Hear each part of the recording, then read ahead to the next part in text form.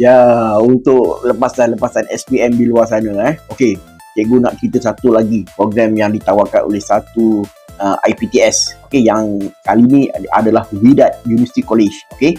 Wydad ni yang lokasi yang dekat Kuantan Okey, apa yang menarik tentang program yang ditawarkan oleh Wydad ini? Okey, dia ada program foundation untuk lepasan SPM, dia ada program diploma, okey, dan juga ada program untuk ijazah yang pertama. Okey, yang paling menarik untuk ijazah yang pertama ada program medical MBBS. Okey, ada pula tajaan daripada TSP Mara for MBBS.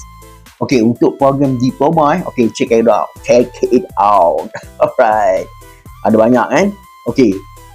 Untuk nursing, diploma nursing, ada tajaan beasiswa daripada hospital-hospital swasta siap ada allowance, monthly allowance, semuanya ditanggung oleh penaja-penaja daripada hospital swasta tersebut just for nursing. Okey, untuk diploma lain kita ada PTPTN. PTPTN boleh cover lepas grad first first honor grad first honor tu PTPTN tak perlu bayar dah. Apa lagi mau betul tak? Alright, untuk foundation cikgu.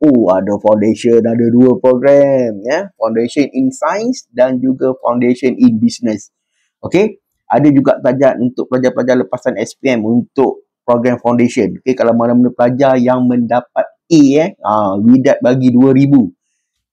Diskaun 2,000 untuk satu A, maksimum sehinggalah 10,000. Untuk grade B dia bagi 1,000 pula.